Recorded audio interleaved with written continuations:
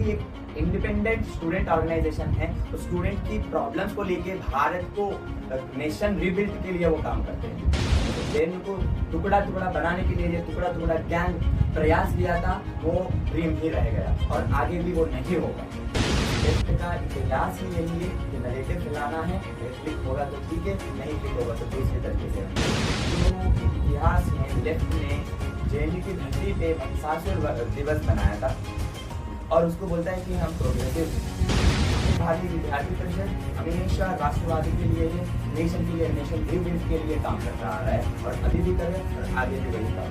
तो not ABVP भी आके मेरे से बोला है कि भैया ये काम नहीं हुआ, भैया ये काम करवा दीजिए। मैं हमेशा उन लोगों के लिए स्टैंड किया था।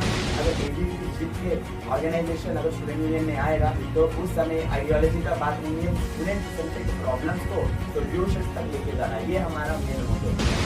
ABVP is not affiliated to BJP. हाँ, RSS is a parental organization to ABVP, but it is not associated with any political party. उनका लड़ाई मारपीटाई रेसिडेंशियल सीट के लिए, रेसिडेंशियल पोस्ट के लिए ऐसा के कैडर एडमिन को ऐसे बैक डोर से बाहर जाने दिया था। तो यहाँ पे हम क्लियरली देख सकते हैं कि ABVP एडमिन के साथ काम कर रहे हैं या फिर लेफ्ट लोग एडमिन के साथ काम कर रहा है।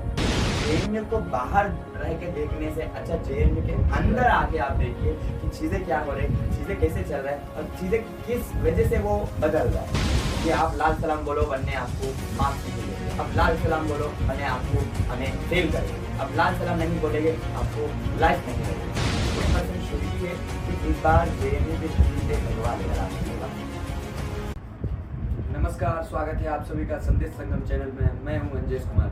जेएनयू छात्र संघ चुनाव 2024-25 के तहत आज हमारे साथ एक ऐसे छात्र हैं जो कि एक दलित समुदाय से आते हैं और आज जेएनयू एसयू में वाइस प्रेसिडेंट के पद पे जेएनयू के छात्रों को रिप्रेजेंट करने के दावेदारी ठोक रहे हैं। तो चलिए इनसे बात करते हैं।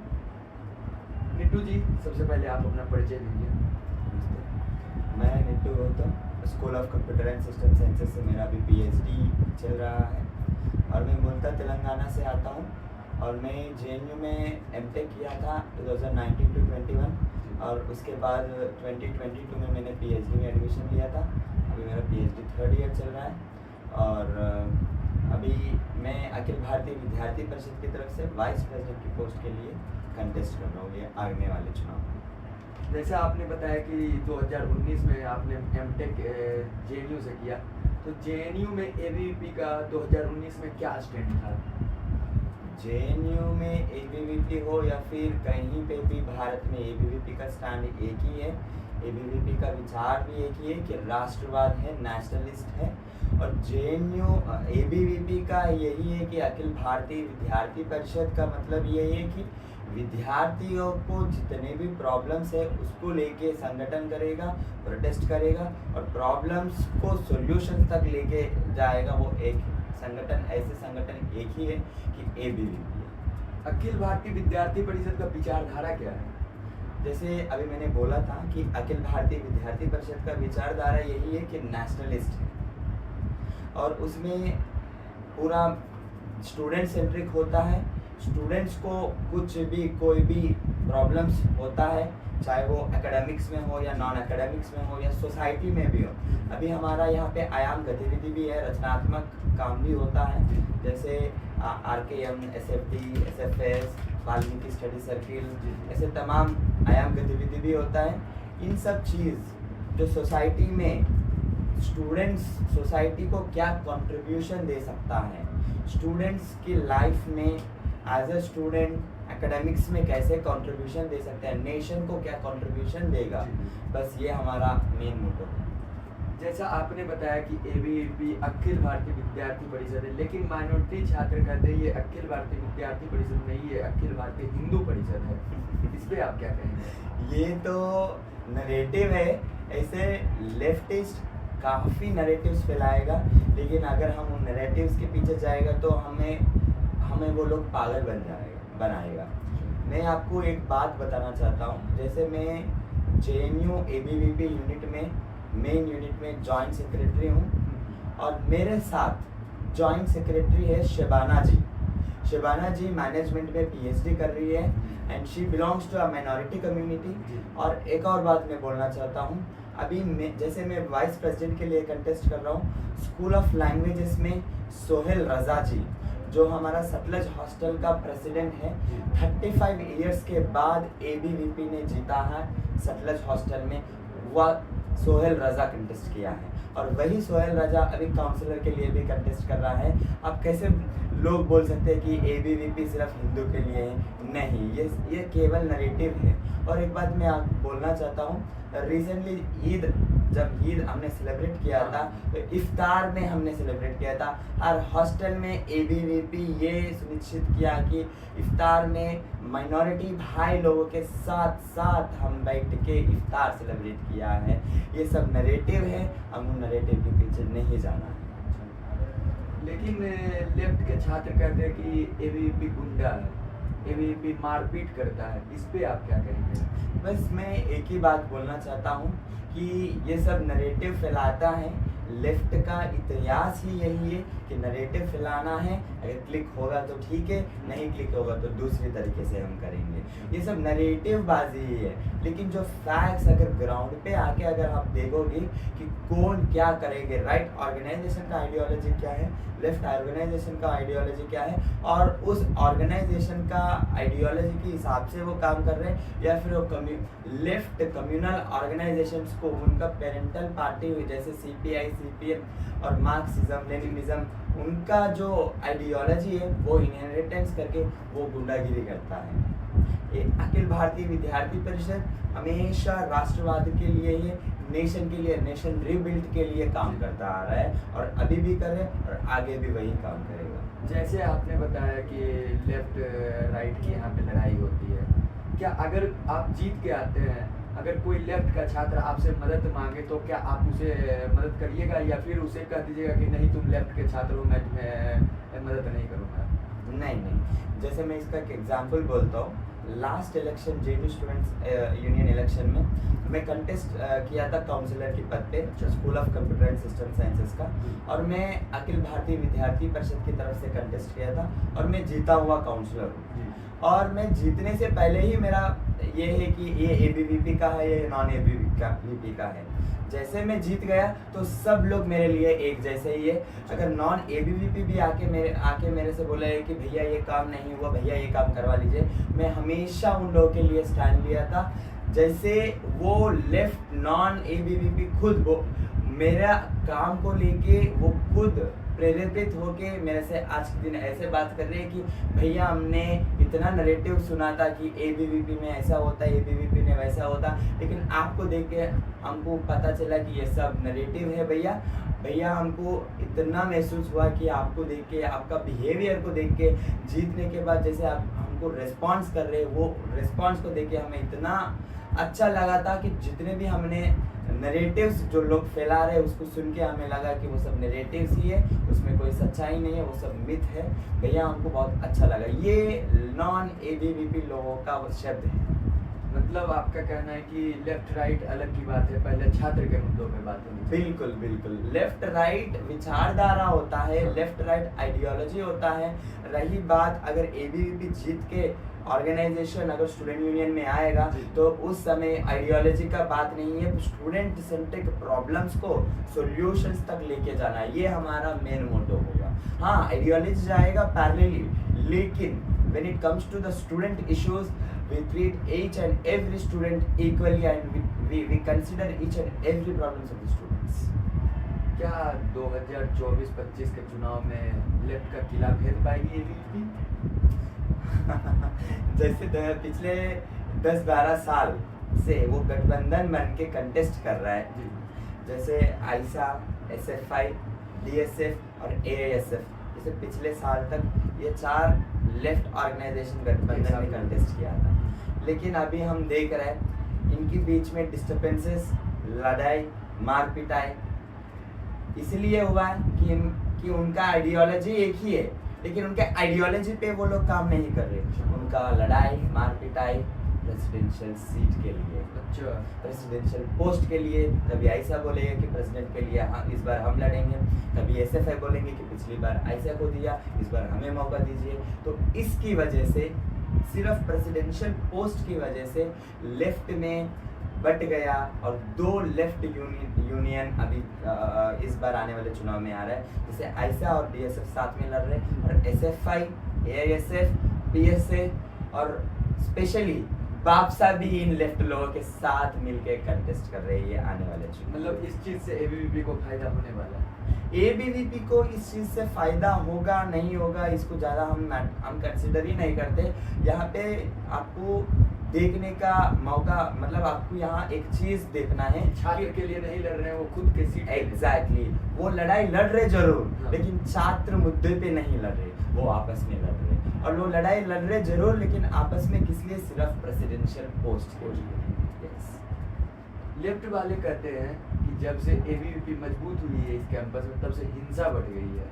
इस पे आप क्या कहेंगे? मैं एक ही बात बोलना चाहता हूँ, जैसे ये हिंसा को लेके लेफ्ट जितना हिंसा मचाया जेएनयू कैंपस में, आपको पता है जेएनयू की इतिहास में लेफ्ट ने जेएनयू की धरती पे महिषासुर दिवस बनाया था, और उसको बोलता है कि हम प्रोग्रेसिव हैं, और अटैक किया था रामनवमी पूजा, जब रामनवमी पूजा किया था जेएनयू की धरती पे, तो उस पे अटैक किया और बोलते हैं कि ये प्रोग्रेसिव है। ये किस चीज़ का प्रोग्रेसिव है, मैं पूछना चाहता हूँ, ये किस टाइप का प्रोग्रेसिव है, किसके लिए प्रोग्रेसिव है? हिंसा एबीवीपी नहीं करता है, हिंसा लेफ्ट करता है, और वो नैरेटिव चलाता है। मैं बोलता ना, पूरा एबीवीपी, पूरा जेएनयू में एक ही चीज़ लेफ्ट करेगा कि नैरेटिव फैलाना, उसके अलावा वो कुछ भी काम नहीं किया अभी तक, और आगे भी वही नैरेटिव फैलाएगा। हम अगर उस नैरेटिव के पीछे जाएगा तो हम पागल बन जाएंगे। बस मैं इतना कहना चाहता हूँ, जेएनयू को बाहर रह के देखने से अच्छा जेएनयू के अंदर आके आप देखिए कि चीज़ें क्या हो रही, चीज़ें कैसे चल रहा है, और चीज़ें किस वजह से वो बदल रहा है। तब क्लियरली पता चलेगा कि एबीवीपी का स्टैंड क्या है स्टूडेंट इश्यूज को लेके, और लेफ्ट का स्टैंड क्या है स्टूडेंट इश्यूज को लेके। जेएनयू की छवि को लेकर अक्सर विवाद होता है, जैसे 2016 में यहाँ पे देश के विरोध में नारे लगाए गए थे। तो इस पे अगर आप जीत के आएंगे, आपकी पैनल जीत के आएगी, तो इस पे आप क्या करेंगे? जेएनयू की छवि को लेकर क्या आप उसको सुधारने के लिए या पहले जैसा फिर बनाने के लिए इस पे कोई मुहिम चलाएंगे? जी बिल्कुल, जैसे आपने कहा था इतिहास हिस्ट्री में जेएनयू को बांटने के लिए ये लोग, जेएनयू को टुकड़ा टुकड़ा बनाने के लिए ये टुकड़ा टुकड़ा गैंग प्रयास किया था, वो ड्रीम ही रह गया, और आगे भी वो नहीं होगा। इसलिए नहीं होगा कि वो ड्रीम है। एंड एक बात यहीं पे मैं एक और बात बोलना चाहता हूँ, वो लोग जेएनयू को डिवाइड करने के लिए प्रयास किया था, और वो लोग आपस में लड़ाई करके वही लोग आपस में डिवाइड हुआ। आज के दिन हम देख सकते हैं वो लोग ड्रीम तक ही है, और वो कभी अचीव भी नहीं करेगा, और अखिल भारतीय विद्यार्थी परिषद इंश्योर करेगा कि वो कतई ही नहीं होने देगा। और रही बात जेएनयू का छेवी की, जेएनयू जाना जाता है एकेडमिक्स को लेके, ये नहीं आ रहा रैंकिंग जेएनयू वर्ल्ड नंबर 2 है, और वर्ल्ड क्लास जेएनयू यूनिवर्सिटी है। एकेडमिक्स में इतना प्रो एकेडमिक्स है, और पॉलिटिशियंस भी जेएनयू से आते हैं, और रही बात आईएएस आईपीएस भी बन के आते हैं जेएनयू से। तो जेएनयू एक ऐसा यूनिवर्सिटी है, पूरा देश में सबसे यूनिक यूनिवर्सिटी है, और इसका नाम जितने रोशन अभी हो रहे, इसको कहीं गुना हम बढ़ाएंगे, ये अखिल भारतीय विद्यार्थी परिषद इंश्योर करेगी। मतलब आपका कहना है कि जिसका मकसद था टुकड़े टुकड़े करने का, वो खुद टुकड़ा टुकड़ा। बिल्कुल बिल्कुल। तो क्या आगामी चुनाव को लेकर आपके हिसाब से मुद्दे क्या हो सकते हैं? सबसे पहले ये जो मुद्दे के बारे में जब आएगा, पिछले 10-12 साल से ये लेफ्ट लोग एक ही एजेंडा पे एक ही बात लेके वो भीख मांगता है, वोट मांगता है स्टूडेंट कम्युनिटी से कि हमें वोट दो वरना एबीवीपी आएगा। ये क्या होता है? ये एजेंडा थोड़ी है कि हमें वोट दो वरना एबीवीपी आता है। भाई अगर एबीवीपी आएगा तो क्या होगा? ये जो नैरेटिव फैला रहे हैं ना, वो नैरेटिव ही है, वो मिथ है। अगर एबीवीपी आएगा तो जेएनयू के प्रॉब्लम्स जो है, प्रॉब्लम्स ये है कि insufficient of hostels, library inconsistency, science schools में इक्विपमेंट्स का फंड और साइंस स्कूल्स में स्पेस का कमी।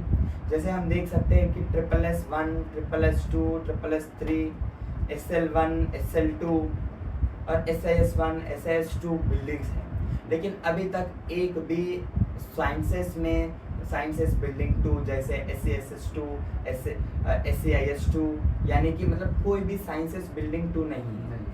इसलिए नहीं है कि इन वामपंथी को पता है कि साइंसेस लोग नेशनलिस्ट होता है, और राइट, हमें पता है कि सोशल साइंस भी नेशनलिस्ट होता है, लेकिन वो लोग उसमें कुछ प्रोफेसर्स ऐसे प्रेरित करता है स्टूडेंट्स को, और वो लोग उन स्टूडेंट्स को डराता है कि आप लाल सलाम बोलो वरने आपको मार्क्स नहीं देंगे, अब लाल सलाम बोलो वरने आपको हमें फेल करेंगे, अब लाल सलाम नहीं बोलेंगे आपको लाइफ नहीं रहेगा। उसकी वजह से वो थ्रेटन करेगा, जैसे वो स्टूडेंट्स उनके पीछे जाता है। लेकिन यहाँ पे साइंस स्कूल्स में ऑन द अदर हैंड वो लोग इनोवेटिव पे काम करते हैं, भारत की विकास के और वो काम करता है, और वो लोग इन सब वामपंथियों को चीज़ को लेके ज़्यादा कंसंट्रेशन नहीं करता है। तो इसीलिए उनको डर है कि साइंस स्कूल में वामपंथी का खेल नहीं चलेगा। तो अभी तक आप देख सकते हैं कि पिछले साल में भी साइंस स्कूल से जितने भी अखिल भारतीय विद्यार्थी परिषद की तरफ से काउंसिलर्स कंटेस्ट किए थे, सब जीत गए। तो ये बेस्ट एग्जाम्पल है, और आने वाले चुनाव में साइंस स्कूल से ही नहीं सोशल साइंसेस भी जीतेगा, और सेंट्रल पैनल में भी 4 सीट जीतेगा। जैसे अभी देश में भी बीजेपी की सरकार है, दिल्ली में भी बीजेपी की सरकार है, तो इस चीज़ से जेएनयू के चुनाव में एबीवीपी को क्या फायदा होगा या नहीं होगा? देखिए, दिल्ली सेंट्रल गवर्नमेंट में बीजेपी का गवर्नमेंट है, जो बीजेपी भी नेशनलिस्ट को आइडियोलॉजी है। Though the ABVP independent organisation, ABVP is not affiliated to BJP. हाँ, RSS is a parental organization to ABVP, but it is not associated with any political party. ABVP and BJP, these are two different things.